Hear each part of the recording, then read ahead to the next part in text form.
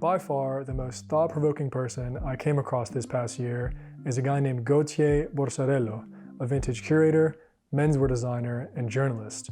I think Gauthier offers a fascinating perspective on the past, present, and future of elegance, confidence, and masculinity.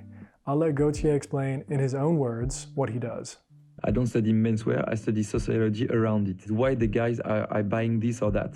That's really interesting to me. What the flares does exist. No one knows why, who created these stupid pants, with the flares. Yeah. And once again, it's military in the US Navy, and when you have water on the deck, if you want to roll really fast your pants, it's easier when it has this shape. Oh. Because otherwise, every wall is stronger and stronger. It's just easier to roll up. That's it. So it's a technical thing. And then the 70s were really gay, really feminine. Very liberated. Exactly. And they took this aesthetic of the sailor, which was really sexy, really with the hips really tight and shaped. And then this flare, so it came back in the 70s. So one of Gauthier's convictions or mantras is the following question.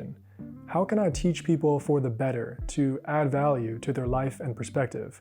And reflecting on that question myself this past year motivated me to start releasing these video essays on topics across art, design, and culture in order to hopefully provide an interesting perspective that you find insightful or challenging or useful in some way. That being said, I think Gauthier points out some of the ways in which a lot of guys, including myself, have dressed for the wrong reasons. Someone who really doesn't care about clothes, but he's sure himself, he's polite, he's well educated. If you have that and you have a Uniqlo t-shirt and a bad jean and a pair of sneakers, if you have that, you're still elegant, to me. And I think the elegance is something that's really unfair because the more you look for it, the less you have it. And I shoot a lot of old guys in the street all the time because to me they're really elegant because they've been looking for something in their life, and at one point they stop looking for it. And when they stop, I think they gain the elegance. It's a beautiful line, right? When they stop trying, they gain the elegance. I think he's completely right. I think that when we try to dress cool and we imitate these people we see online, we're trusting our instincts less, and consequently, we're not really portraying who we are and what we're interested in. And I think a good example of someone who isn't trying and therefore gains the elegance is NBA player Tim Duncan, who became famous over the years for his super baggy outfits. I think a lot of guys my age, we look at these guys wearing these designer jeans and $5,000 sneakers and we think it's cool, when we all know it's actually really corny. What is cool, however, is Tim Duncan. He's not trying to impress someone, he's not trying to be someone else, he's just being him. That's really cool because it's really authentic. So I'm not saying go dress like Tim Duncan, but I am saying I think he has the right mindset. And I think a lot of these young NBA kids could try a little less hard and really just be themselves. Be polite. That's the first key of elegance, is to be polite, to be open, to be sure of nothing. You have to always be curious and to always be humble. It's not a question of money. And it doesn't mean to do a lot of push-ups and to be, be in the gym every day. To be show up. No, just trust yourself. What is the weirdest or most unusual or quirkiest thing about you? Maybe you're obsessed with Art Deco, or you're super into country music. What's cool is by buying pieces, t-shirts, jackets, whatever, hoodies that reflect what you're really interested in, you're gonna come across people, you're gonna meet people who are also into the same stuff. So whether that's a tactical vest that you wear when you go fishing with your family and that's a meaningful activity to you, or a t-shirt for some obscure art movement or bands that you grew up loving, and then you meet someone in the street or at a party and you guys can have a really genuine connection about that. I think that's what's beautiful, and that is what clothes are really all about, is connecting with other people. And I think you connect with other people by expressing who you really are. And one of the things that I'm really into that I discovered this year is typography. So I never would have used to go to a store and get a $3 t-shirt just because it had some cool typeface on it, but that's what I do now.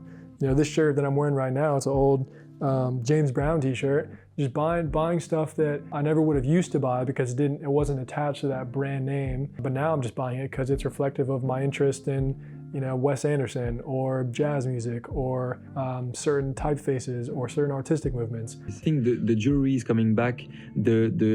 Everything is going to be tighter and tighter because we were so into the men thing, the big watches, the big shoulders in the suit. I'm a man. I'm a man. And I think it's not sexy for a lady. And I think a lady she's really in love with a confident man. And a confident man is a guy who is comfortable with the fact that there is a feminine part in him. And it's good to be sensitive, and it's good to take care of your child. It's good. That's mannish and that's sexy. A confident man is a man who's comfortable with the fact that there's a feminine side to him. Beautiful. I think he's totally right. And I think guys should take note. I think this dialogue around sensitivity is really positive, and I think more and more guys are starting to be able to express themselves more freely, tell their male friends that they appreciate them, that they miss them, that they mean a lot to them. I've seen that myself, with myself and my friends over the past year. So really positive stuff, and I only hope it becomes more prominent in our culture. And I think today everybody's after big watches, and I think it's a problem of masculinity once again, and I think it's to show that you have a big but it's like fancy cars or big watches is a problem of guys trying to show to other guys that he's stronger. But when I wear a vintage small watch, all the girls are like, wow, what is this watch?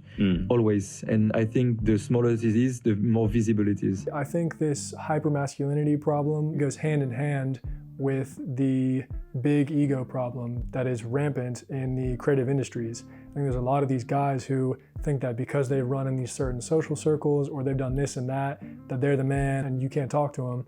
I think it's all nonsense, and I think Gauthier is right to call it out. Whether you work in finance or whether you're a full-time artist, I think having the ability to knock your ego down a notch and understand that you can always learn from the people around you, and to always be humble and to always be curious, always be eager to learn more. I think it's really, really good advice. And it's made me more cautious of the people that I follow online and thinking, I think this guy is just out here just trying to promote himself. I'm not really interested in that. It doesn't really provide me with anything. Or, oh, that guy is interesting. He's praising the work of others. He's exposing me to interesting things historically that I didn't know about. Those are the guys that I really like to follow. That's how I've been trying to pivot my social media this year as well, to try and offer an interesting perspective and try and add value in some way to your life. How can I help you learn? I think that's a really good way to approach anything. My father always said to us, culture before money, which is something I almost get tattooed soon.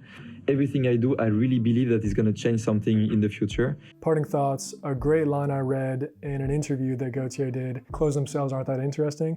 It's what we do in the clothes. Thanks for all your work this year, Gauthier. I think you're doing really important stuff. You and your team. I don't mean to just single you out, but you and your team, really, really important work. And I honestly think that you're a role model for a lot of the young guys coming up in the creative industries who are really trying to find their personal style and are starting to learn to think more critically about who they follow, why they're wearing what they're wearing, the history, the culture, the socioeconomic context of the clothes that they wear.